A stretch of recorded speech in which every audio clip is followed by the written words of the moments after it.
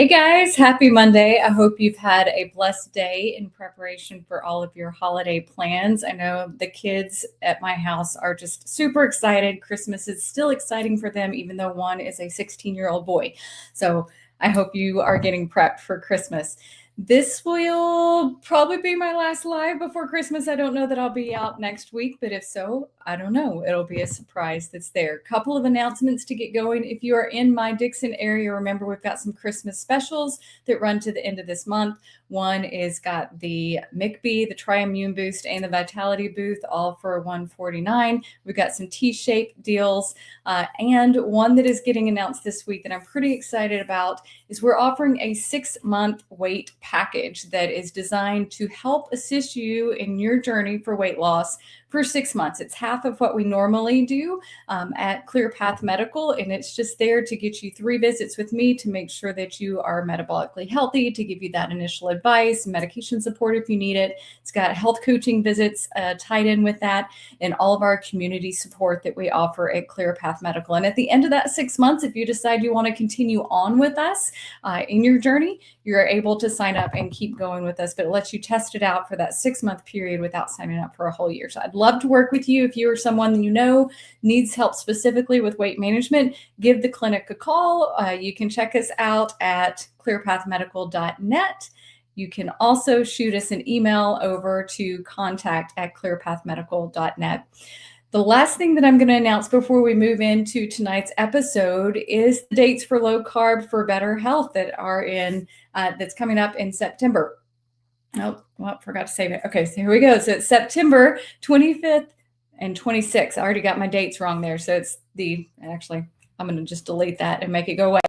Low Carb for Better Health is September 26th and 27th of 2026 at Montgomery Bell Park. Again, you can check out the website. It'll be getting updated within the next, 30 days, and tickets will go for sale in August. So I am very excited that that is going to be happening.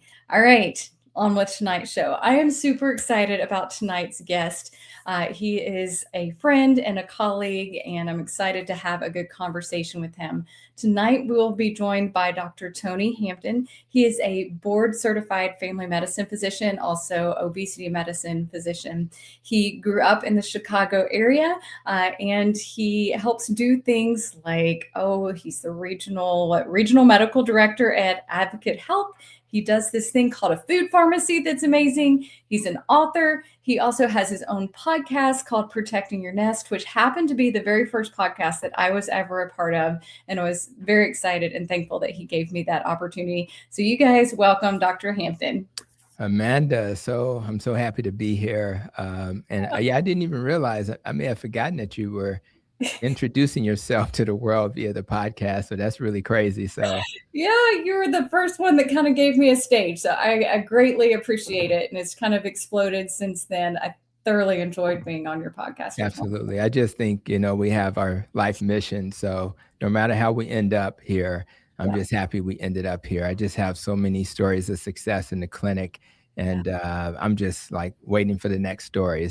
You never get bored with that, by the way. No, you don't. And it seems like every day you're coming up with something new, or you're seeing something new that is improving, which is awesome and amazing. So for our audience here, give them a quick little synopsis of, what got you into medicine, and then what changed your career? What was what changed the trajectory of your career towards this metabolic health kind of thing? Oh, absolutely. I'm kind of a big city doc. And I know you're more in a rural part of Tennessee, and we love Tennessee, by the way. And what I've learned is that rather I'm looking at the tall buildings in Chicago or in the more rural areas in Tennessee, we're all having the same problems. We're all battling diabetes, high blood pressure, weight loss issues, et cetera. So I learned that there's something that we need to do to make people healthier. So what I started to do, I started with my obesity training. I became board certified in obesity medicine. Mm-hmm. I later got a master's in nutrition, thinking that would really help lay the foundation. It absolutely did, but I probably went to YouTube University and probably learned more there, which was amazing. But what I did learn is that whether you're in Tennessee or the south side of Chicago, the real issue is our environment, our food system, poor metabolic dysfunction. And so for me, once I understood that, for me, it was about irritable bowel. I had Mm, an irritable bowel problem. And as I went from low carb keto and now carnivore, mhm, my belly started to behave like a normal belly. My mhm, wife is dealing with type 1 diabetes, and she's more like Nisha. She's a ketovore, right? She likes her vegetables sometimes. And it really wasn't until that occurred that she was able to get her life in order. So I kind of took what I learned in our family, what I learned in my training, and said I need to teach the world. right. And ironically, Dr. Kim Berry was the one who was like, "Dude, you need to get on YouTube and share, your message of healing." And so he kind of kicked my butt to do that. So I do want to send my flowers to him for doing that, because if it really wasn't for him, I wouldn't be doing that. So I'm just gracious that I have this platform and that I have opportunity to help people, because again, I help, I've helped a few people before I started doing this, maybe 12, 13 years ago, but since being a metabolic doc, um, just as an aside, before we went to Washington to talk about metabolic health, because we know the new administration, understands that a little bit better. Mhm. And the 2 weeks prior to that trip, 8 people were taken off blood pressure and diabetes medicines in that 2-week period. Only 2 people in my 18 years, in my first part of my career, got off medicine in 18 years. So it just tells you what's possible. And people don't believe this, but this is what's possible. And that's why we have to spread this message. Mm, absolutely, absolutely. So let's talk through before we get to questions. And if you have questions, guys, you're watching, please put them in the comments. We will get to them 100%.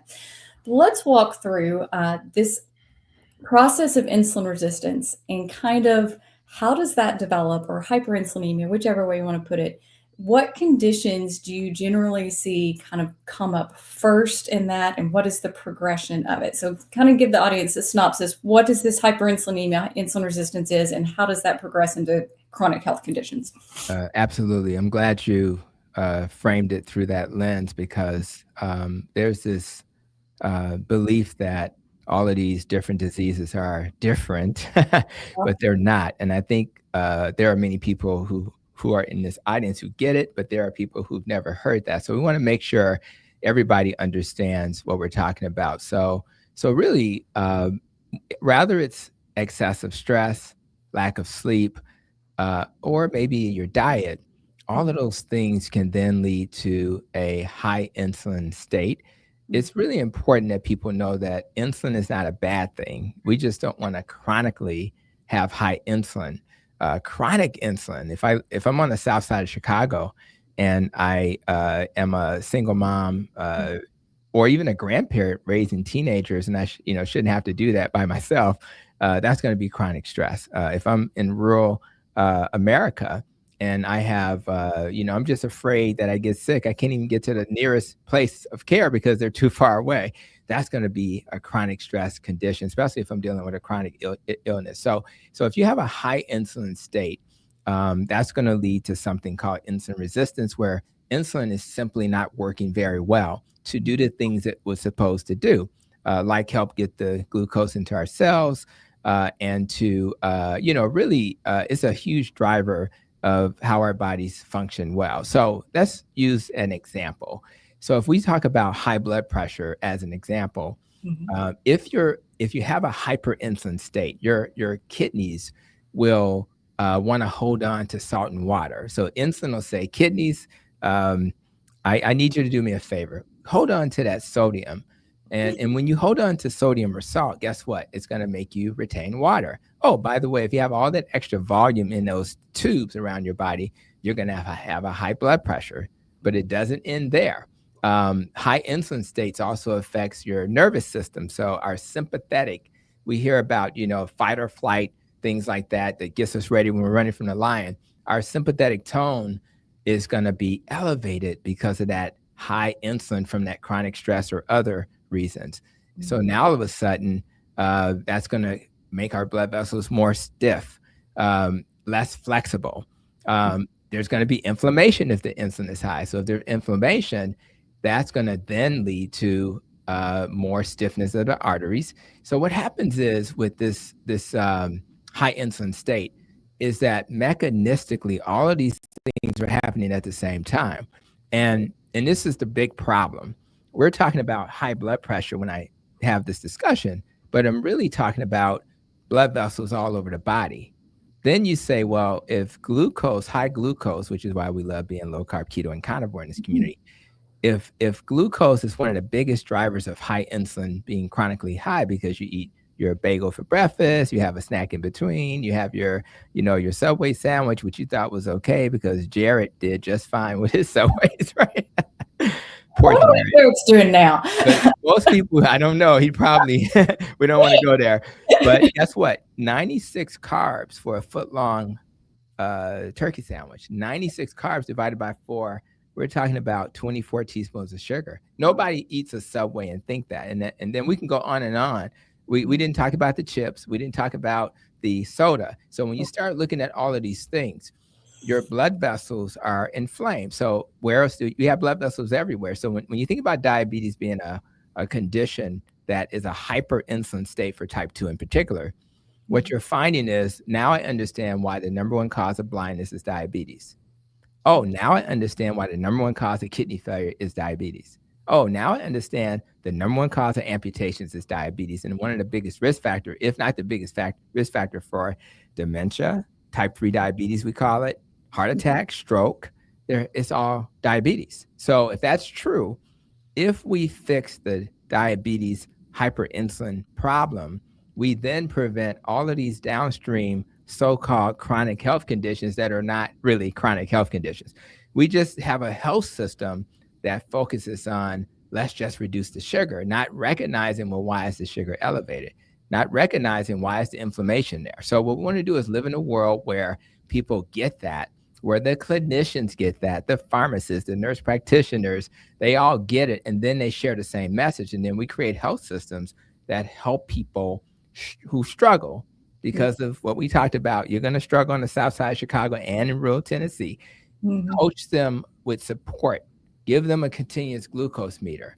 Give them a home scale and a home blood pressure cuff.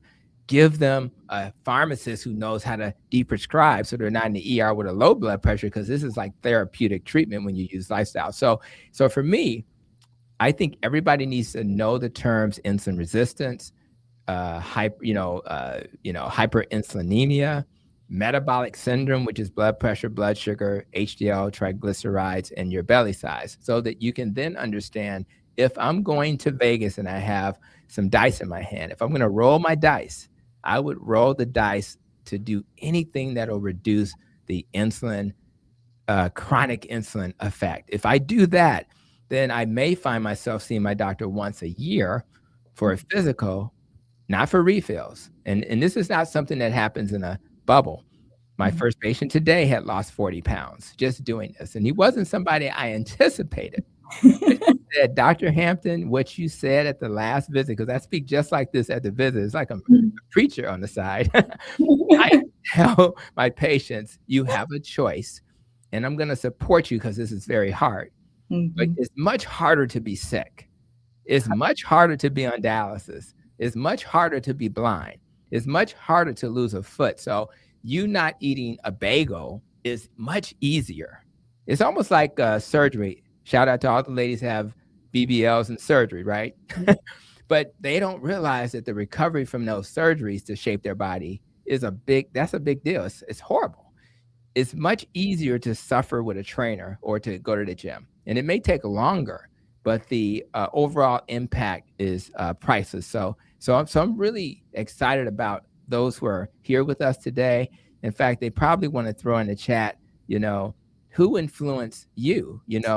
Who was it? Dr. Kim Berry? Was it, Dr. Kiltz? Who was it that inspired you to start your journey? And I think that'll be interesting to see what names pop up. Yeah, that will be interesting to see. I love that you're talking about it's so hard to live with all these things. One of the things I just had a conversation in the clinic today was choose your hard. Yes, it's hard to make these changes. It really is hard. I still remember when I first started letting go of some of these things. It's hard. But like I said, the other is hard too. So which heart are you going to have? Choose your heart. That's a t-shirt. We got to I get a know I'm t-shirt. going to put it on the t-shirt. I need to do that. And I also need to create bobbleheads of myself that are going like this to get, they really want me to do that. I got to work on it. All right. So for those that are newer to this community, because I think we have probably a wide range of viewers, I think most people can understand, okay, eating sugar, like a piece of candy, raises my blood sugar. And they may have not made the connection between the blood sugar and the insulin yet. So explain why that bagel is just as bad as, say, eating the chocolate or the ice cream, and then how it affects the insulin. That connect dots there. Yeah, that's a great question because when you bite into a bagel, it doesn't taste sweet. Mhm. But a bagel is essentially 5, 6 pieces of bread that were squeezed together because it's very thick. And shout out to all the bagel eaters. I remember with some butter and some jelly. I used to eat that all the time back in the day, right? I miss that in a way, but I really don't miss it. Yeah. So it's really a way of looking at it. And I've not tried this with a bagel, but if you take rice, which is the equivalent of that, and you just chew it in your mouth and just keep chewing and keep chewing and keep chewing and don't spit it out, it's going to be gross. It'll start tasting sweet because all it is just a chain of sugars tightly bound. That's what a starch is. But once you break it down with those enzymes we were given from above, you'll then start to get the sugar. So if a bagel is eaten, it's like eating a cake because the typical bagel, if anybody Googles this, it'll probably be about 60 carbs. Now, what we do in this community is we divide the carbs by 4. So essentially you're eating 15 teaspoons of sugar, but your body, there's no way you can know that. Now, another way to understand this is that it's made of flour, and a tablespoon of flour is equivalent to half a tablespoon of sugar. It's also very low in fiber. And although we're not big fans of fiber in general, fiber does help. And since it's low in fiber, it dissolves and turns into sugar fairly quickly. It's highly processed. Anything that's highly processed is going to turn into sugar very, very quickly. And so you're going to get this insulin surge. Your sugar is going to go up very quickly because of a bagel, because all of that starch turns into sugar. And then when that happens, you're going to raise your insulin. So here we go with that hyperinsulin concept. And if you're doing that all day long, and the body's very effective. So what happens is you start with a low sugar, and then it goes up, and then the insulin gets made, then it comes down, then you're hungry again. And then you're going to eat something. You're going to eat your little granola bar, then it's going to go up, and you're on a roller coaster.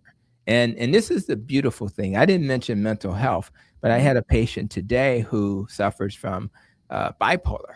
And that patient is doing better because they are not doing this all day. So imagine what up and down sugars does to your mental health. It's going to be some up and down mental health as well. You're not going to be the best version of yourself. So one of the best diets for mental health is a keto or carnivore diet. And it's the Metabolic Mind is doing great work in this space. And Dr. Georgia Ede has written a great book about this. Dr. Chris Palmer, those two names you need to know because they have probably the most highly regarded books that talk about mental health. But ultimately, that's what happens. And so the bagel is one of the most dangerous foods you can start your day with. But the bottom line is, if it's highly processed, you should stay away from it because most of those foods are like bagels. Bagel just has to be, bagel is one of the ones we call the cops for because that's going to get you. And that's how people start their day, a bagel. And basically, to me, they start their day with cake, rather than a muffin or a bagel.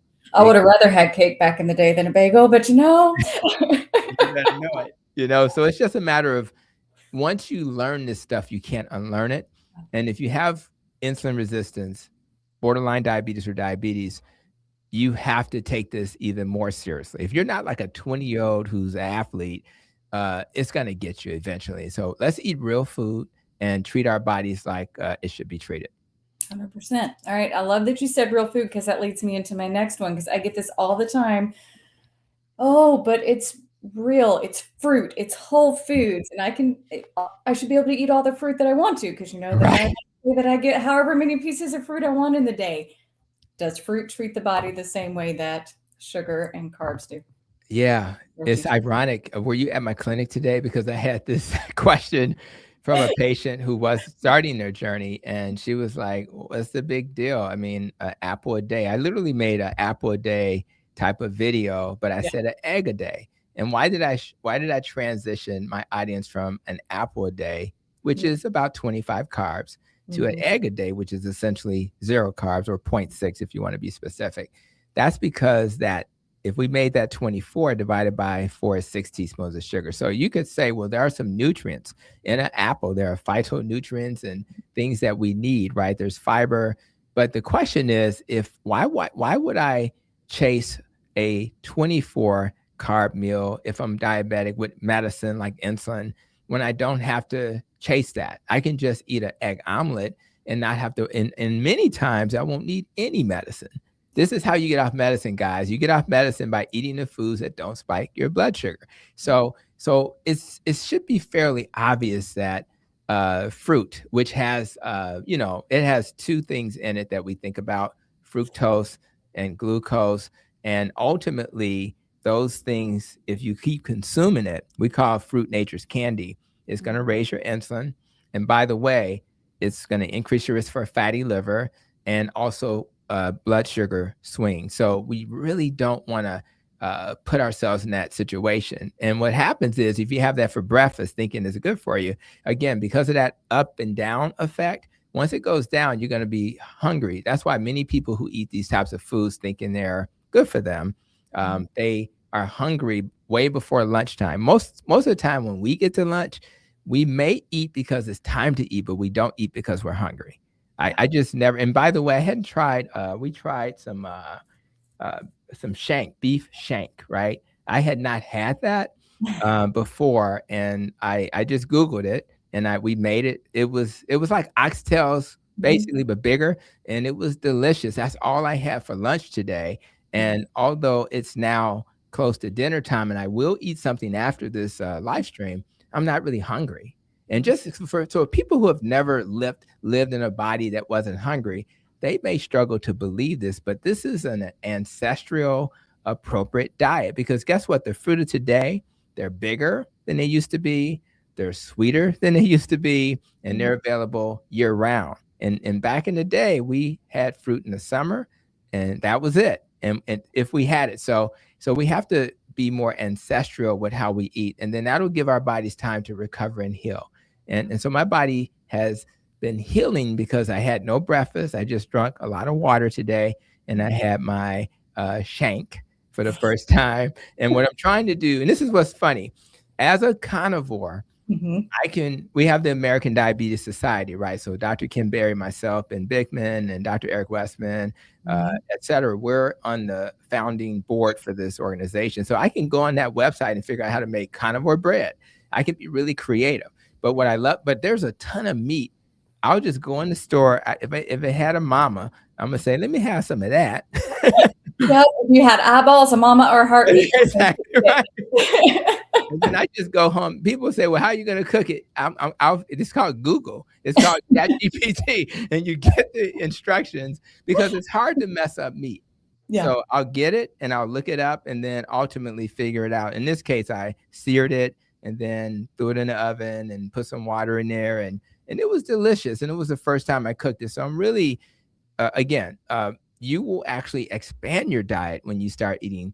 People say it's a restrictive diet, but it's actually going to expand because you're doing things that you've never. I even found this one last thing on the Diabetes Society site. They have a kind of a carnivore. It looked like chicken noodle soup, but they use ham, bacon, cheese, and the noodles were made of egg, white egg whites. So Mhm. now I have a noodle so the whole like bowl of soup is only 3 carbs. If you had a noodle soup, it would be at least 40 carbs easily or more. So you can actually walk into the house of a carnivore and not even know it Yeah. because it's going to look like normal. You're going to say, where's this bread coming from? Where's this soup coming from with the Mhm. noodles? And that's what we do. There's a little bit of a slightly higher price for egg noodles. But Mhm. again, what you pay down the road for the cheaper stuff is much worse Yeah. than a little bit when you want to have moment of indulgence like that. So, and Absolutely. that's all it is. I wonder if my friend Chris Cook in Nashville did a lot of those recipes on the American Diabetes Association. He loves to take things and make them carnivore and noodles and biscuits and all kinds of stuff. He's made me biscuits before, and let me tell you, them Yes, stupid biscuits, they're amazing. And exactly. what he says is, yeah, when you go buy all these ingredients to make it, it is expensive the first time, It but then can be. how many batches out of it? And so it's Right. cheaper over the course of it. It's all in how you frame and look at it. And by the way, if I had, beef shank, okay, today for lunch, and then tonight I'm not doing my ruminant tonight, we're gonna do a little chicken tonight, right? Okay. Baked chicken. But if that's all I'm eating, Mhm. how much money am I really spending? Because I'm not snacking, Yep. we're not wasting, fruit. Yep. So, it's really cheaper ultimately. Now, it'd probably be a little pricier when you start, being organic and things like that, but I always tell people, start with eating what's right, and then we'll talk about organic later. Yep. It's like, let's if it's in your budget, fair, but, I think it's important that people understand this is very doable. Absolutely. So I have one more question, but I'm going to save it to the end, and hopefully we'll have time to come back to it because I want to get to the Absolutely. audience questions. So I'm just going to kind Absolutely. of roll through them and put them on there. So, what is your opinion on starting bioidentical hormone replacement in perimenopause? This is a big topic with the changes that have happened with the black box warnings being removed from bioidentical hormone. Do you have an opinion on that? Yeah, the answer is yes. One name that I wanna put out there, is Dr. Andrea Salcedo. She calls herself the conscious gynecologist. So a lot of times when I go to, conferences in San Diego with the Symposium for Metabolic Health, she's, one of the people that, is there. And bioidenticals absolutely have a similar molecular structure as a human hormone, Mm. so it's not, so I think that helps because it represents, more of what we, would expect. So I think that that is a slightly better approach. So I am more pro that, but I think that the what Dr. Salcedo would say is, because she's an OB-GYN, by the way, Mhm. she would say that the research from the hormone studies that were done about estrogen were done in a pretty high risk population or older population, and therefore it's the data that came from it does not reflect everybody. So this is one of those situations where you say, okay, I'm struck. This is not like I'm just, if you take black cohosh and you're doing fine, don't worry about it. but as a herbal approach. But if you're struggling with this, and you're thinking maybe I need to reconsider, this is the time doctors are starting to, and nurse practitioners are starting to understand that we need to revisit this. So they'll look at your individual risk and decide if you should consider that. My suggestion is, if you're struggling, it's highly likely that you'll probably fit the profile of somebody who can do it. So my thumbs up, as a politician would say, I approve this message. I would encourage you to not go with the old fears Yeah. and go with the new. But check out Dr. Salcedo's YouTube channel, because unlike myself, she's only talking about women's health. So she'll probably have a couple of videos that go into that in more detail. Yeah, she's pretty amazing. She was at Low Carb for Better Health in this year and was Oh, a speaker. cool. Did an amazing job. And we at ClearPath Medical do bioidentical hormone management. So if we're in your 23 Oh, states and you want to connect with us, I'm happy to consult with you as well. absolutely. Yeah. All right. So someone with alpha gal syndrome, what do I do? This is a nightmare of mine. Like this is, I have nightmares that I'm going to get this because I live in tick country here in Tennessee. So Yeah, that is scary. One thing that I kind of feel like we're cheating a little bit, because oftentimes we think keto and carnivore are a fix all. Now, it's not a fix all. It's just not. But if you get this tick triggered immune reaction, you need to, calm your immune system down. So I don't think I've seen a randomized trial talking specifically about this, right? But I will say, what will keto and carnivore do? It'll lower systemic inflammation, and that's going to be a big part of helping you to recover. We talked about insulin. It's going to reduce, and you don't have insulin spikes. If I eat steak and eggs for breakfast, where's the insulin spike coming from? It's going to go up a little bit, but it's not going to really help. So, and then when you simplify your diet, you know, you don't have all those additives. I mean, when I did a video about the Campbell soup and you looked at all that stuff compared to the soup that we have on the American Diabetes Society website, all those additives go away, and all those additives are like toxins and they trigger things. So I think that a person who has that condition, one day, hopefully they'll have a study for that. Unfortunately, it's such an isolated condition, it may take a while. But in the meantime, do everything within your power to reduce inflammation, so your body can kind of do the work of helping you heal. And it's not just your diet, it's your sleep, your stress, and all those movement, not excessive movement, but movement. Those are the things you want to do. So what do I do? You do all of those things. And then you what you'll do is you'll find yourself down the road in a better position than you are today. So that's how I would handle that. Yep. And just because you can't eat beef doesn't mean there's not other meats that can't be good fatty meats to fill up that Absolutely. void. You know, you may have to focus more on fish Right, and exactly. cleaner poultries and things like that, and add other fatty things. But instead of thinking about what you can't have, think about what you can have and keep working on all those things like Dr. You won't miss it. I like nuts, peanuts, for example, but it irritates my irritable bowel. So I would like to enjoy peanuts, but I also would like to not have a flare of my irritable bowel. So, and once you get into that zone, it's like having an allergy. You just don't even think about it because there's so many ways to enjoy food that doesn't involve the things that your body doesn't agree with. Yeah, absolutely. Will carnivore diets stop canker sores? Ha. Well, you know, that's funny. You know, canker sores is, you know, it's viral, right? And it's like, it's like it's all about your immune system because it's something that's triggered by something. It's triggered by inflammation. It's triggered by, nutrient depletion. So yes, if you're eating a diet high in meat and you have things that are necessary to help you repair in your diet, things like zinc, for example, which is why we take zinc when we're getting sick, but it helps to do repair, B vitamins, B12 in particular, iron, glycine. All of these things are important to help your body heal and repair. So what I think I've seen, assuming stress can trigger it and other types of infections can trigger it. If you are simply eating a high quality, proper human diet, you're not going to get as many flares. You're not going to be triggered as much. And so and then when you get a flare, it's going to be short lived and it's not going to last as long. So again, there's no magic here. It's just common sense. Most of us, for some reason, this winter's been a little tougher for people, but there are times when I go, a few years, once I started keto and now carnivore, where you just don't get sick. And when you get sick, and don't get me wrong, when I think I'm getting sick, I'll take the Zicams and things like that and the vitamin C. I may do that because I don't want to get sick. But what'll happen is it feels like it lasts for 24 hours, 48. It's just shorter. When I was not doing this dietary pattern, it would be a week or two. So it's so reassuring, particularly in our busy lives, to be able to do that. And I think that's what'll happen with the canker sore as well. Yeah, 100%.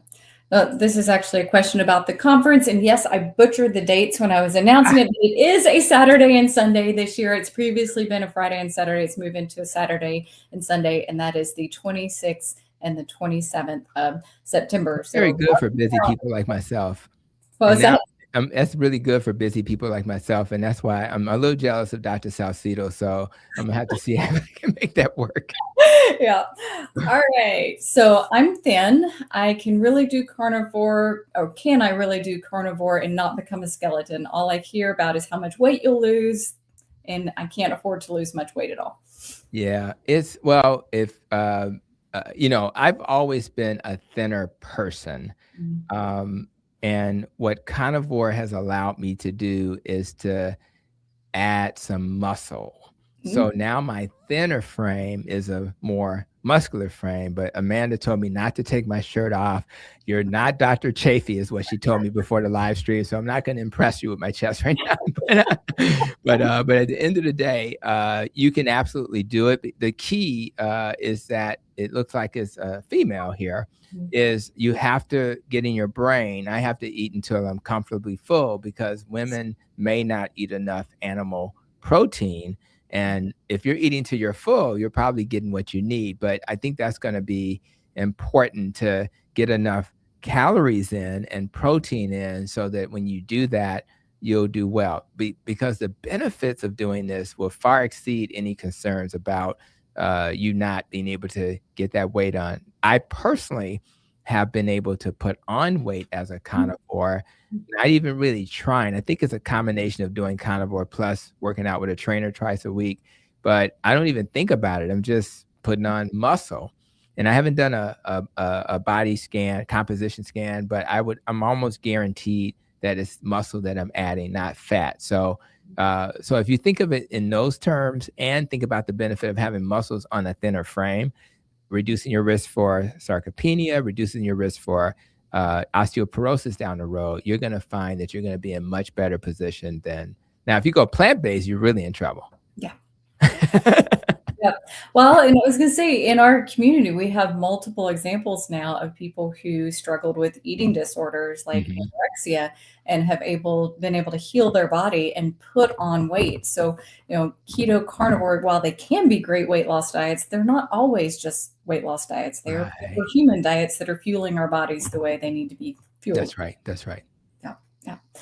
All right. Hello, 94 days into carnivore. How does hot and cold exposure therapy affect carnivore diet? Ooh, I did a video about, cold showers. And my God, my wife thinks I'm crazy. And it's crazy. And what I've noticed, the cold showers, I'm in Chicago, guys, the water is even colder right now. So I literally clean myself outside the shower to make sure I'm clean. And then I just turn the cold water on and get in there. And it's insanity. But I feel better because that cold shower is going to help increase brown fat. You got white and brown fat, and that brown fat is going to help me burn energy more effectively. It increases your metabolic rate. Now, we talked about insulin resistance. This improves your insulin sensitivity and your ability to use insulin better. So carnivore and cold exposures are buddies. And then some people like to do hot showers, saunas. I like saunas because I have a master's in nutrition and functional medicine. That functional medicine talked about how in a sauna, you can remove mercury and toxins. Conventional doctors think that's voodoo talk.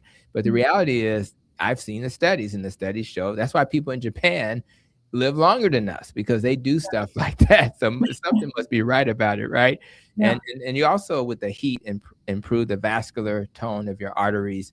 It helps you to detox the body, which is why the sauna works so well. So ultimately, I think both approaches have benefits. If you're gonna do it, though, I like the hot at night, cold in the morning, because I think if you have a warm shower before bed, you may improve your sleep as well. So I'm a fan, and I think these are in the weeds, guys, because ultimately we want you to just get your carbs down, right?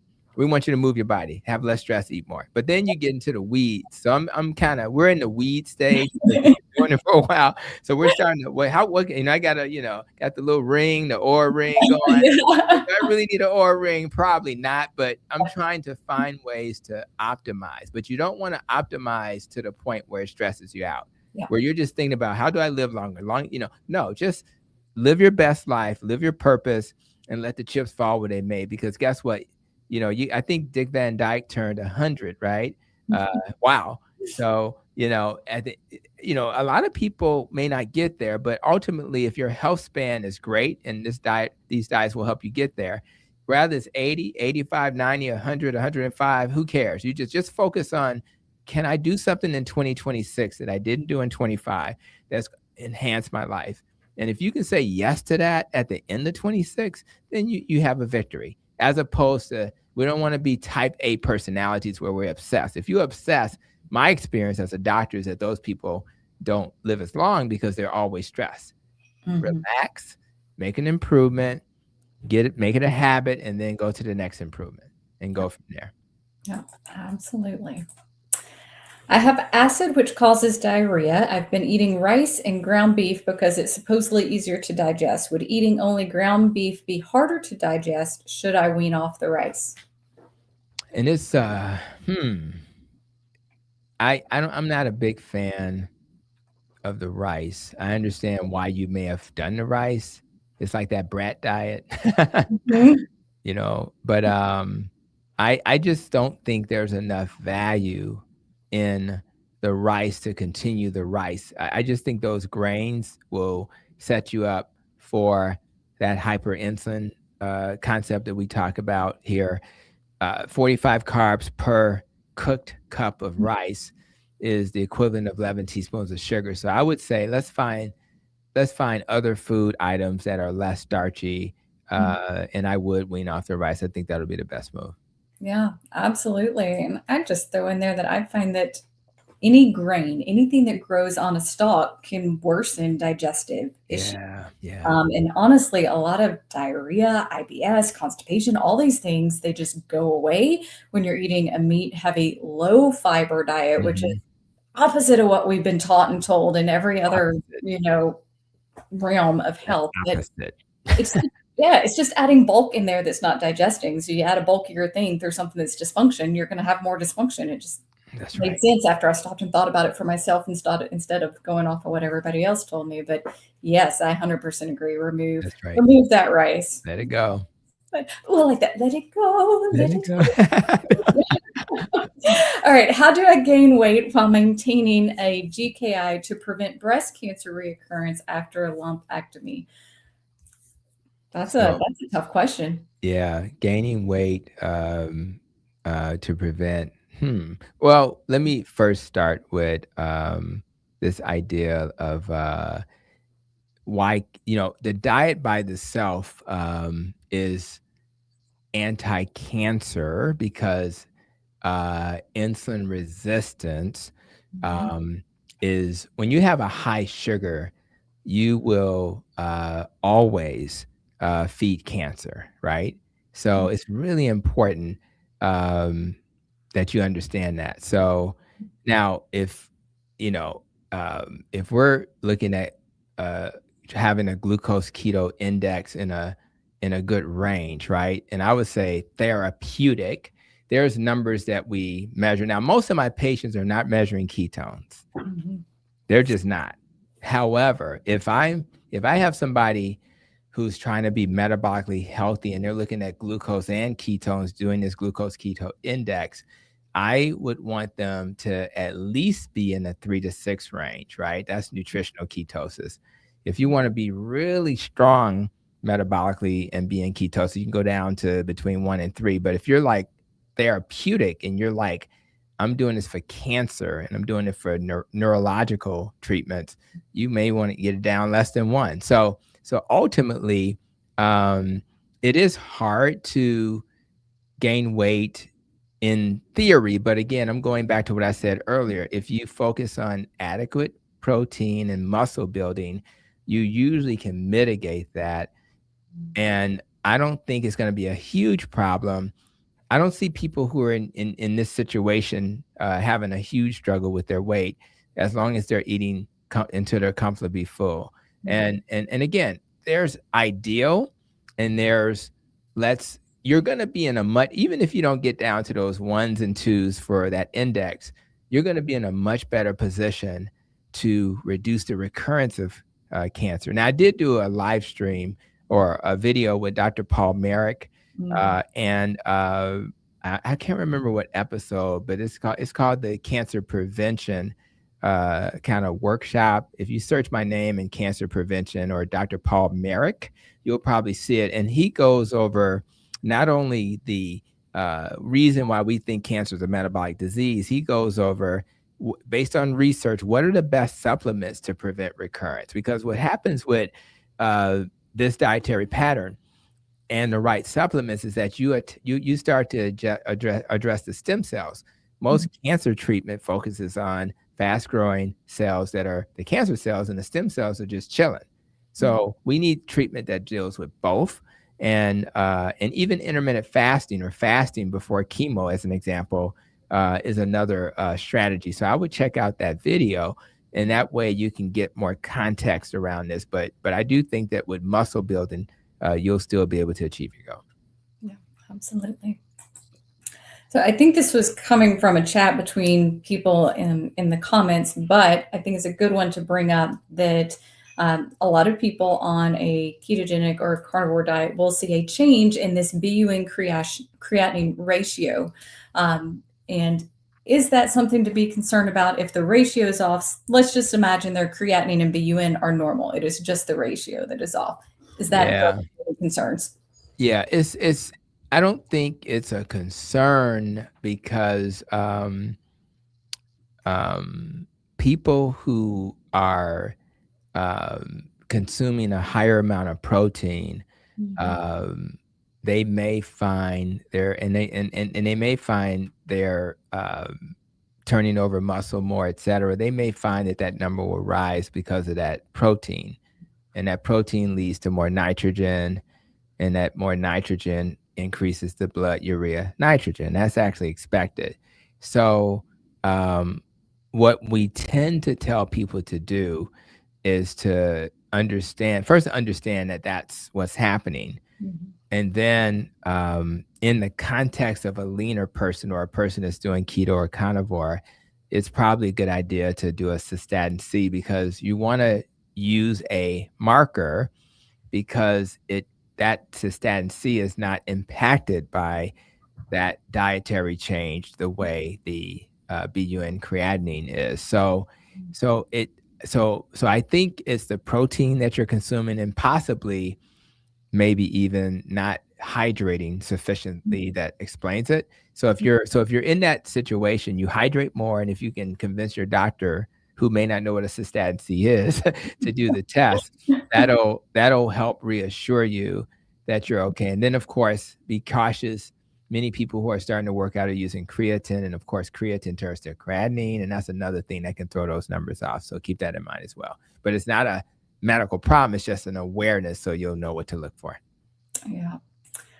Someone just commented that Dr. Berry says that alpha-gal can go away in 3 years.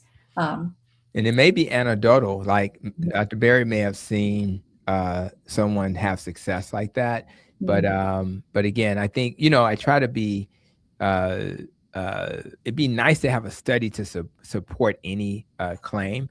Yeah. Anecdotal evidence matters, though. So if we see some people being successful with a dietary pattern that then leads to resolution, that gives us hope that it'll work for others. So I think that anybody that takes on the proper human diet, they're going to find themselves down the road in a much better place. So again, you don't want to be overly optimistic, but you got to give it I remember when Trump ran for president, he said, "What do you have to lose?" Well, this is a Trump, "What do you have to lose?" moment. I would give it a shot, because you're only going to get better in some way metabolically. Yeah. So let's see if it has the impact we're hoping for as well. Yeah. And Dr. Berry and I, we live down here in like I said, the tick. Yeah.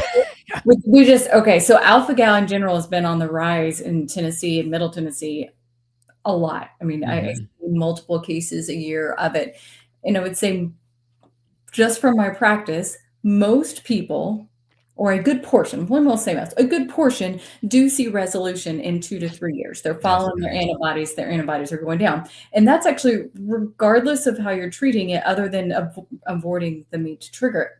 But then there's other people that don't. Right. And so it's not an across the board thing. Everybody's individual, just like everybody needs an individual diet, everybody needs individual treatment. This is a very individual thing too. So while it is possible, and we got hope here. Like, I mean, you'll go to a conventional doc and we won't even be having this conversation. So it's just nice to know that for those, it's just like anything. If I was talking about mental health, does everybody who follows Dr. Georgia E's protocol for mental health get off all their medicine? No. Oh, There's a percentage that do, maybe 30% or so, maybe mm, 40. Then but almost everybody does better. Some yep. people take less medicine. Some people stay on the same medicine, but they just do better overall. So the goal is no matter where you land on that spectrum, that you are recognizing that this food is medicine approach Mm, is the approach that's likely to at least land you in a place that you otherwise wouldn't have landed. So it restores hope. yeah. But nobody should close their eyes to advancements. Mm, I was so afraid to put out a video talking about a nanoparticle vaccine that's supposed yeah. to be helpful for maybe cancer one Yeah. day, because I know people are, anti-vax, but Yeah. we don't want to be so like, we want to be open to all things. Am I going to not embrace AI? Mm, Am I never going to use Uber because it's not fair to the taxi people? It's like, so you want to open your mind to saying, okay, here's something new. I'm trying to do lifestyle first, but if there's something new that I need to at least consider, be skeptical about it, yeah. but never just close your eyes, because that's how we ended up as carnivores. We were not, we were willing to look at something different. I was a vegetarian and vegan for 8 years. And if I never opened if I just put it on blinders, Mm, then I would have never discovered what appears to be the best diet for me. yeah. Yeah. Absolutely. All right. Have you ever heard of this? I've never heard of that. Ooh, You yeah, I have not. might be something I I need don't to know if write that's a down and research. supplement. If someone can throw in the chat, what the heck? I'm not sure if I can answer that. Yeah, that's Yeah. one that's over my pay grade. Yeah. Me too. Me too. All right. I have broken and red skin on my face. Recent blood work showed creatinine was a bit low and my ALT was a bit high. My hemoglobin A1C and fasting insulin are good. I've been carnivore since 2019. I feel like that's a little bit of information about something that can go 10 different directions or a million different Yeah, directions. it's all over the place, Yeah, and do it you know what definitely, that yeah, means? Yeah. it's gonna require more, because a bit high ALT, not a big deal most of the time. A I think bit, you know what I mean? inflammation. That's the very Yeah, first thing I think is something that's that's the impression I'm getting too, and so I just don't see, a lot there. Been carnivore for a while, so, that's really a tough one, because it's gonna require more digging a little bit. That red face thing is so many things that can do that. So this is a tough one to, like, in a setting like this, to come up with a clear answer. It does require additional, what I would do, I mean, if I was in this situation and I'm trying to solve problems and my conventional doc has not found an answer, this is one of those moments when you say, okay, let's either start working with a metabolically trained doc like yourself, Amanda, Thank you. and or a functional medicine doctor. What you're trying to do is work with somebody who deviates from the norm and who focuses on the root cause. So Yeah. it's going to require some more testing, but I think that's the angle I would take, so you can get some better answers. Unfortunately, the conventional docs, they're going to kind of poo-hoo it and say, well, we can't find nothing, so there's nothing wrong, and Yeah. that's not the right answer. 100%. All right, this lady going through menopause, not sleeping well. I feel for you, lady. Feel for you. Gaining weight. I had bacteria in my gut and they gave me pills. Not sure exactly what that bacteria was, unless it was like a C. diff or something like that. I need to know what to do to get healthy, lose belly fat, and get my energy back. Yeah, menopause is so tough. Uh, it's tough because it makes you hold on to fluid, so it's really a tough situation. And when that estrogen drops, the fat starts to redistribute, and it redistributes to your thighs, your abdomen, and Mhm. things like that. So this is not a one, like, answer kind of response. This is like just kind of helping you understand when the insulin sensitivity drops because you're going through menopause, when the cortisol levels rise because you're going through menopause, because you're losing a little muscle.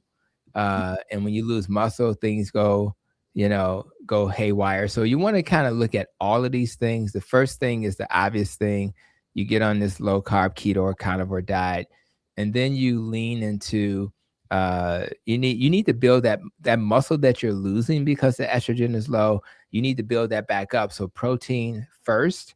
Protein is probably the most important macronutrient, I would argue. So some resistance training. I know Dr. Ben Bokikio has a nice program for starters, 15 minutes, twice a week, which is a great place to start. So I would start with protein first, and then I would lean into things like your stress level, your sleep. I know that sounds crazy. And then we talked about the hormone replacement therapy and bioidenticals. It's case by case, but in a person who's having struggles like this, we need to start thinking about that. So that's kind of the angle I would take. It's not like a quick fix by no means, but it is a path to starting to work on the things that, and think about exercise. I mean, I grew up, I mean, I know so many people that they just don't exercise. And I'm gonna tell you, when you start exercising, I had to get a coach to be consistent. It changes your life. And I don't know if I ever look forward to going there, but I know I look forward to leaving. But what I love about leaving is that I feel amazing. I feel like I've accomplished something. And when I walk around now, I feel I'm not a RoboCop or anything, but I do feel my muscles in a way that I did a year or so ago. Yeah. And it's a different feeling. So, and you can do a live stream after being up since 5 in the morning, and you still feel like doing a live stream. It's just so I would just focus on, that's why I have a protecting your nest is nutrition, exercise, less stress, more sleep. If you always optimize that low hanging fruit first before you start thinking about magic. 100%. All right. Could a switch to carnivore keto diet cause or trigger a AAA in an otherwise healthy 44-year-old female within 1 to 2 years? Well, the answer is not likely because the AAA, any type of cardiovascular disease does take time. So it's not likely that it triggered it. It's likely that it was at a point where it was probably going to happen, even with the course correction that was made. So, and that's why everybody on this call should do a heart scan. In my health system, which is called Advocate Health, they charge $49 for this test. So if I get this test starting at the age of 35, I'll have a better sense of my risk profile. So I think the simple short answer to this is that it's not likely. But this is important. Going back to don't think it's magic. There are going to be vegans having heart attacks, and there's going to be carnivores having heart attack. What we're trying to do is find the dietary pattern we think is the least likely to result in progression of atherosclerosis. And that's why you want to use your fasting insulins to assess your risk. A fasting insulin compared to a cholesterol and a LDL cholesterol is 6 times more predictive of a future heart attack. So get a fasting insulin. If your doctor won't do it, go to own your own labs and get your labs done, and those are the things that you want to monitor. But I don't think there's a connection there. I agree. The pathology just doesn't make sense. Correlation does not equal causation. Yep. All right. Last time I took any insulin was 8 a.m. today, short acting 10 units, and had 2 meals since then. And her blood sugar's at 91. I'm not sure what the question is there, but so it kind of sounds like good news. So and sounds like what you're doing is working. So and again, this is going back to this is what my wife had to do. I have a choice. I can eat a bagel. We talked about a bagel earlier, which is 60 carbs. Then I'm gonna have to match my insulin to reflect what was in that bagel. The likelihood that I'm gonna match it perfectly so I can give myself enough insulin for 60 carbs is very low because they're allowed to be off by 20%. So is it really 90 or 60, or is it really 70, or is it really 50? Did I eat the whole bagel? And so it's just a lot of guessing. Eat the egg omelet and call it a day. Yeah, for sure. All right, I'm going to bring my question back in. So were from different necks of the woods. You already brought that up. Yes. You're in Chicago. You're a country girl. I'm a city boy. I'm a country girl. Looky here. I'm even drinking out of my Oh, Lord. Oh, Lord. Okay, but I assume my thinking is that the challenges that our clients go through, our respective clients go through when they start making these changes are the same. So let's see, what do you see as one of the biggest challenges in your world when people start making low carb changes? Right. Well, it's funny you bring this up because I'm gonna probably by May or June, I'm gonna have a book about breaking up with obesity, right? Okay. And in that book, there are 7 characters. And an example of that is Marcus. Marcus will come home and his mom has a whole lot of fried chicken and other foods that he's trying. He said, "Well, mom, my doc told me to eat this way." And what does she say? "Why are you acting funny? You know I've been cooking this way all your life. Yeah. It ain't killed your uncle," or whatever, whatever she would say. So it's gonna walk into why we struggle. And it's not to make excuses for us, but if we don't, as clinicians, understand why we struggle, then how am I going to help you? And that's why we need coaches and others to kind of walk with patients. So I would argue what happens in Tennessee is what happens in Chicago. If I in Chicago, maybe I do hear an ambulance or a police or just a guy down the street who I have to walk past just to get to my house begging for money. There are different types of stressors, but the stressors that we face up here in our community are similar to the stressors you face down there. It's just a different kind of stress. I don't know what it's like to farm. I don't know what it's like to get up. I mean, I used to do insurance physicals and they would say, "Can you be there at 5 in the morning?" And I'm an early bird, so I was there at 5 in the morning, but those were the hardest working people I ever met. Yeah. But their stressors are different. Yeah. One of the farmers said, "I'm just hoping it rains." I never wake up thinking about rain. I never have to worry about whether it's gonna rain, right? You know what I mean? Or whether or not I need to be, because the crop didn't go well this year, I have to will Uncle Sam help out. So I think they have different stressors. Or rather not the crew that I'm raising, some of whom I'm hoping will continue the family tradition. I don't have to think about that.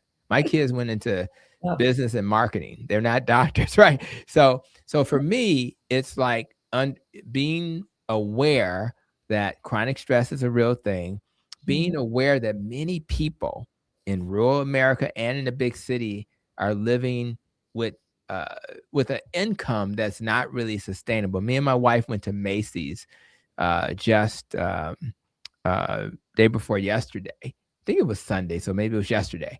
And in that restaurant, they had pants that cost $129 and shirts that cost $129. They even had a skull cap that you put on your head when it's cold that was over $100. So, on what planet can anybody afford that? So I think the issue around finance is different. The issue around access to care. We may have University of Chicago right down the street from a very poor community. How many people in that poor community actually go into University of Chicago and get care there because their insurance is not right or because they're concerned about the cost? They may not go because of the psychological concern. So it may be different in rural America because they're just hoping that urgent care is nearby, period. But at the end of the day, we have to address. So what have we done to address that? Like we have clinics that literally, they're newer, and they literally have a kiosk. They have you see the clinician virtually, the team, and after you see you go to the vending machine for your medicines. And if you have a question, you punch the button and the pharmacist magically appears to answer your question. We have to do things. Now, that would be great for rural America, don't you think? Because it would be. Exactly, right. We'll go to Walmart and then we all win. Right. So those are the things that we want the new administration, shout out to Kennedy for what he's trying to do. we need to fund those types of things so that we can then give people access to care, and we can make America healthy again by doing the things that provide access to this metabolic ideology. Mm. We can sit here and talk all day about how to do it, but if we don't give people access, we have a food pharmacy that I was privileged to help start in our health system. And so people can get food when they need it. We have a smart farm. I know it's plants. Shout out to my carnivores, but yes, we grow food that are plants that people can have. And we put those plants into our food pharmacy. These are the types of programs that it would work in Chicago and it would work in rural Tennessee. And if we think there's something wrong with that, then we have to ask, what kind of country do we want to live in? A country where we love and support each other, or a country where we want everybody to figure it out on their own? And I just want to live in a country where everybody has the opportunity to be metabolically healthy because we are giving them access to the right information and the resources so they can apply that in their lives. Yeah, absolutely. I love it. I love it. It's exactly how I thought you'd answer that question. The book. I'm looking forward to the book now. I can't wait to read it. Oh, I cannot wait. And I made it a story because I don't want to. Some of our brilliant colleagues, they're getting into the weeds, and I don't want to talk about mitochondria. I want an average person to be able to pick up that book, read a story, and at the end of the chapter say, okay, I just read the story. How do I apply that, and what tools can I have? So that's how it's written, and I'm really looking forward to that. Yeah. Awesome. I love it. Awesome. Thank you for joining me. Any parting words that you want to add to what we've talked about today? Yeah, I just think one of the things, I was listening to a podcast, and it was a basic statement that was made in the podcast, and it was like, pour into people who are pouring into you. Yeah. So when I heard that, I stopped listening to the podcast, and you know who I called? Yeah. You think it was my wife. You know my wife. I was going to say your wife. Yeah, it wasn't this time. It wasn't. I love it. I'm about to go see her in a moment. It was my mom. And my wife and my mom talk every day. I talk to her once a week. I said, I'm calling my mama today because I know she's poor. She's 80 years old and she's still pouring into me like I'm still a baby. So that's the message that I want to give. If you have somebody in your life that's pouring into you, just pour back into them. Absolutely. And it's okay. There's other people in your circle, but the people who are really reliable, trustworthy, that's got your back, keep giving them the part of you that they deserve. And if you're metabolically healthy, you'll give even more. So that's what I love about us achieving our metabolic health. So that's my Jerry Springer ending. Hey, that was not a Jerry Springer ending. That was a feel-good ending. Oh, okay. Okay. There's no fighting in that. That was awesome. That's fair. That is awesome, and something that we all should take to heart. And absolutely. Now I'm going to go call my mama. Oh, that's right. That's right. Please do. All right, man. It has been great catching up with you. It's been a pleasure, and hopefully we get to talk again soon. Everybody else, I hope you've enjoyed this, and join us again on our respective channels. Oh, tell everybody where to find you. Absolutely. I think right now I'm really pushing that YouTube model. So trying to make a video literally every day. Don't ask me how I do it. So check out Dr. Tony Hampton. It's the little thing under my name. Go to YouTube, and when you see a video that resonates with you, just say something. Just keep those algorithms going, because honestly, there's not enough of us. I'm actually shocked that when I go to conferences, I see the same people. We need more people like myself, like Amanda, who are spreading this word, and people who are watching us to start their own platforms, because there's not enough of us. It seems like there is, but there isn't. So I really want to continue to grow in that space. That'll be my retirement plan. Once I'm done trying to help a health system do its thing, I'll just be a full-time, YouTuber, podcaster, conference speaker, etc., just to get the word out, because we have a lot of people to heal. Yeah, absolutely. All right. Until next time, guys, take care and stay healthy. Absolutely.